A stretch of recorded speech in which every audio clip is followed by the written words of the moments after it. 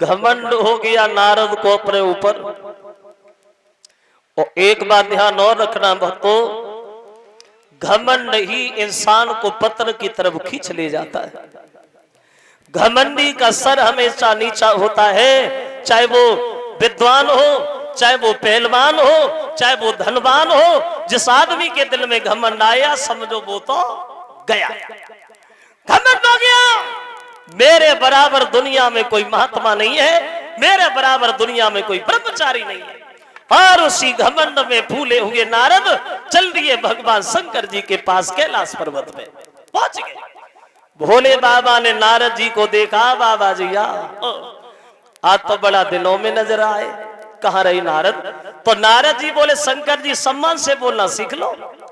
और क्या हम जैसे महात्मा दरवाजे दरवाजे मारे फिरते? सुना नहीं तुमने मेरे बारे में? बच्चा बच्चा जानता है मेरे कामदेव को ऊपर विजय पाई है, मेरे कामदेव को जीता है। और जीत क्यों नहीं लेता? आखिर को बाल ब्रह्मचारी है। देवसी नारद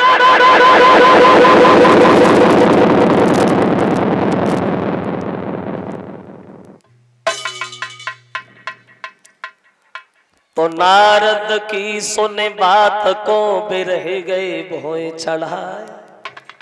शंकर जी कहने लगे, भोले बाबा कहने लगे, नारद तुम्हें घमंड हो गया। चलो कोई मान नहीं, जब घमंड भरी बात तुमने हमसे तो कही, लेकिन जब बात कभी भूल करके भगवान नारायण से न कहना, नहीं तो नतीजा गलत हो जाएगा। कि हम तो भोले, हमें दुनियादारी से मतलब नहीं, लेकिन उनसे नहीं कहना, वो बहुत बड़े राजनीतिज्ञ हैं, अगर उनसे कह दिया तो काम बिगड़ जाएगा, मेरे बस से बाहर की बात। तो नारद जी बोले, प्रभु हमने क्या कोई चोरी की है, कोई डकैती डाली है? कामदेव को जीता है, तुमसे कहा, उनसे भी कहेंगे, क्या बिगाड़ेंगे मेरा? उठे और चल दिया। बीड़ा बजाते हुए आगे बढ़े नारद, एक बार करत बबर बीना और गावत हरि गुण गान प्रवीणा।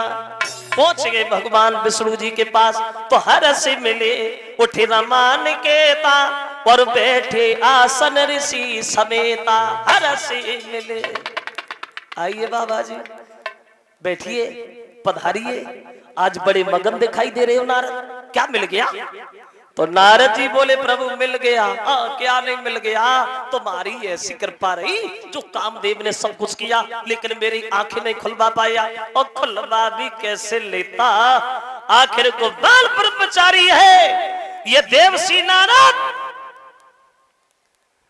देखिए, कहां शंकर जी ने ये मना किया था कि घमंड भरी बात कभी भगवान नारायण से न कहना, लेकिन नारद घमंड में इतना भूल गए जो सारी मर्यादा की दीवार लूल गए। और वो नारद भोले बाबा की बात न मान करके बोले, है मेरे बराबर दुनिया में कोई ब्रह्मचारी नहीं। ऐसा ही भक्तों,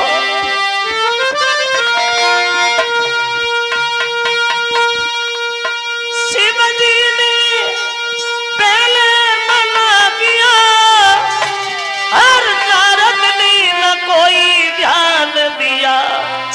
बलिया कामदेव को जीत मिली, वो इतना भारी अभिमान किया।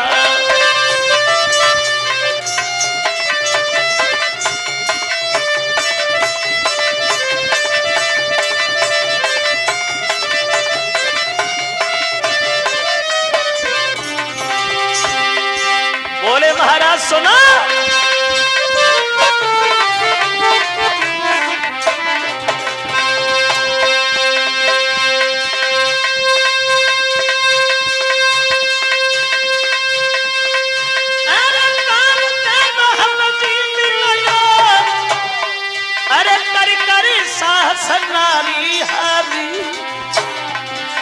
आखिर को क्षमा मांगी हमसे, ना मुझसा कोई ब्रह्मचारी।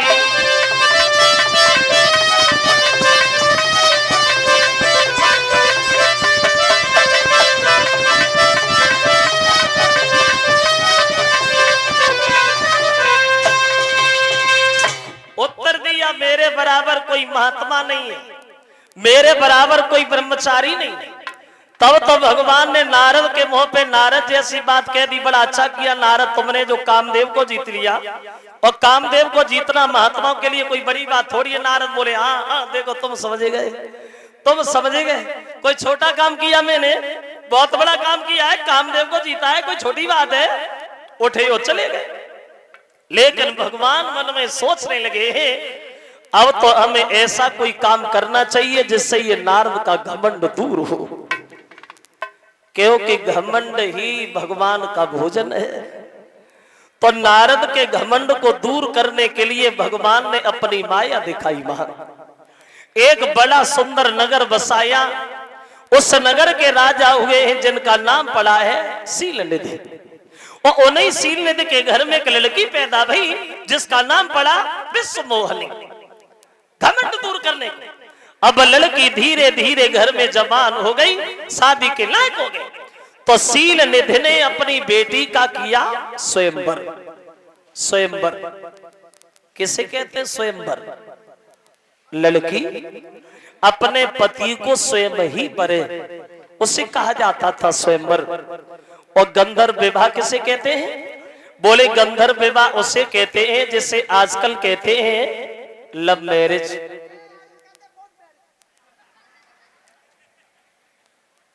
प्यार में शादी, उससे पहले कहा जाता था गंधर्व विवाह। तो शीलनिधि ने अपनी बेटी का स्वयंवर किया। और ज्यादा नहीं, उस स्वयंवर से मात्र 2 दिन पहले नारद वहां से घूमते हुए गए। देखा कि नगर बड़ा बढ़िया है, इसके राजा से मिले। तो शीलनिधि से नारद की भेंट रही। तो शीलनिधि ने बड़ा सम्मान किया। ये प्रभु बड़े अच्छे समय पे आए हैं आप, कल परसों हमारी बेटी की शादी है, अब आप आई गए हो तो आप उसकी दिन दिशा बताते जाओ। मेरा ये कहना है मेरी बेटी की दिन दिशा क्या है, भविष्य कैसा है, क्या बता सकते हैं आप? नारद बोले बिल्कुल पागल, बिल्कुल पागल। अरे सुना नहीं तूने मेरे बारे में? बच्चा बच्चा जानता है। जब मैं कामदेव को जीत सकता हूं तो क्या दिन दिशा नहीं बता सकता? अरे बुला लड़की को। उधर से विश्वमोहिनी को बुलाया। लेकिन कैसी थी वो भगवान की माया? वो लड़की इतनी सुंदर थी, इतनी सुंदर थी, जो नारद ने लड़की की चेहरा की तरफ देखा तो पलक चलाने का ध्यान ही भूल गए, चेहरा पे चकोर बने गए। सोचने लगे परमात्मा इस लड़की की भाग्य रेखा बड़ा सुंदर है, इसकी शादी जिससे भी होगी वो अमर हो जाएगा, दुनिया भर का कोई भी इंसान उसे हरा नहीं पाएगा। अब मैं महात्मा बन के नहीं जीना चाहते, अब मैं तो शादी करेंगे। और शादी करेंगे तो इसी लड़की से करेंगे। इस लड़की से शादी नहीं हुई तो हम जिंदगी में जिएंगे नहीं, क्योंकि हम बाल ब्रह्मचारी हैं। कौन बताए भविष्य की बातें? अब नारद अपने भविष्य में खो गए। ऐसा ही नहीं तो छोड़ कर हाथ बेटी का नारद चले, और दिल में बातें छुपी की छुपी रह गई।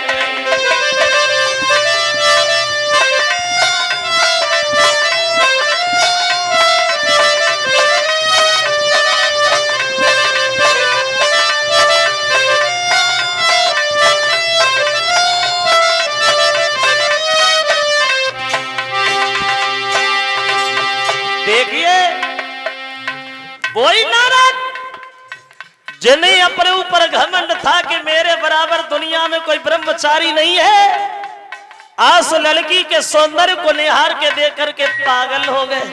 ऐसा ही नहीं, छोड़ी करी हाथ बेटी का नारद चले, दिल में बातें छुपी की छुपी रह गई,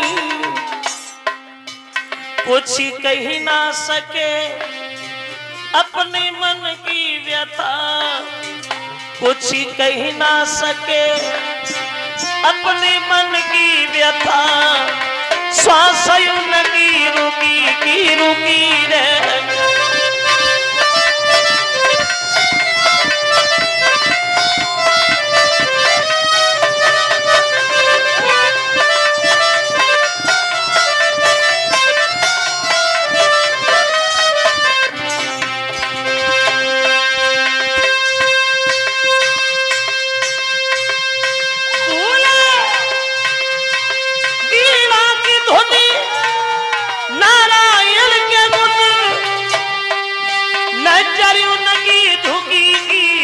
रुकी रह गई। कैसी लीला थी हर की समझ ना सके, कैसी लीला थी हर की समझ ना सके, श्वासों लगी रुकी रह।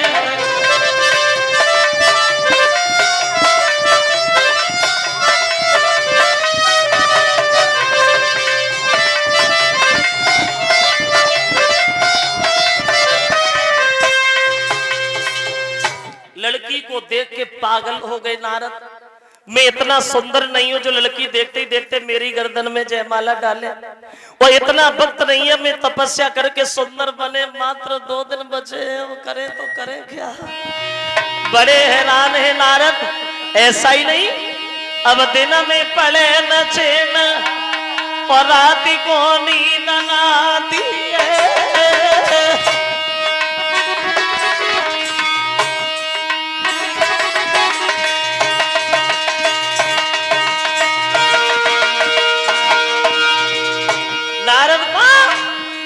अब दिन में पड़े न चैन रात को नींद न आती है। जब देखी नजरी उठाई ध्यान में लड़की आती है, रे गरीबों की सदना में। जब विश्व मोहनी दुल्हन बन मेरे घर में आवेगी रे, हराम अब खाना पीना है। और सोची नारद बिन लड़की के अब नहीं जीना है। क्या करूं क्या करूं, मात्र 2 दिन बचे हैं। अगर किसी और से शादी होगी तो मैं किधर जाऊंगा। अब दोष भी नहीं है नारद का। ये कवि कहता है, ये प्रेम बुरी जंजीर वीर तुम झूठा मती मानो, जमीनाई जाति कछुते सबरी बीमारी, जय जानो रे हमेशा दिल पे दिल धड़के। और बुद्धि करे न काम कले जो बिन प्रेमी तड़प रे, हराम खाना पीना होवे। हर दिन में पड़े न चैन रात को नींद न आवे।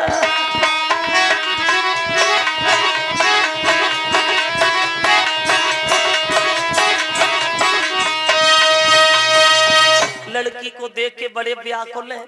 मैं इतना सुंदर नहीं है जो लड़की देखते ही देखते जयमाला डाले, और इतना वक्त नहीं है जो मैं तपस्या करके सुंदर बने। मात्र 2 ही दिन बचे, हम करें तो करें क्या।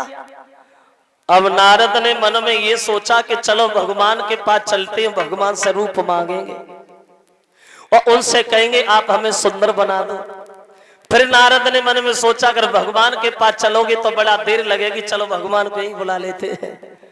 अब भगवान का ध्यान किया तो भगवान तो तैयार बैठे ही थे। भगवान पहुंच गए। कहो नारद कैसे ध्यान कर लिया आज मेरा। तो नारद कहने लगे महाराज हम तो सोते जगते चलते फिरते उठते बैठते 24 घंटा तुम्हारा ध्यान करते। आज ऐसा कोई काम करो जो काम मेरे हित में हो। जय विधि होए ना हित मोरा, ऐसा काम कर दो जो काम मेरे हित में हो। भगवान कहने लगे वही होगा जो तुम चाहोगे। कहो नारद हम क्या करें। तो नारद जी बोले महाराज आप हमें सुंदर बना दो। वो इतना सुंदर बना दो, इतना सुंदर बना दो, इतना सुंदर बना दो जो भी मेरी ओर देखे वो देखता ही रह जाए। क्या हाँ हम सुंदर बनना चाहते। भगवान बोले ये कौन सी बड़ी बात है नारद, हम तुम्हें सुंदर बना रहे। अब नारद को भगवान ने सुंदर बनाया, बहुत सुंदर बनाया। वो शरीर तो सुंदर बना दिया लेकिन चेहरा बंदर का बना दिया। शरीर सुंदर और चेहरा बंदर का। अब तो शरीर को देख देख के नारद बड़े मगन हो रहे। अब तो शादी होगी, जरूर होगी। जैसे ही हम स्वयंवर में जाएंगे लड़की मुझे देखेगी, भागेगी, लोग पकड़ेंगे फिर भी नहीं मानेगी और भाग करके मेरी गर्दन में जयमाला डाल देगी। लोग तरसते रह जाएंगे। नारद शादी करके धीरे से निकलेंगे, मुझे क्या करना।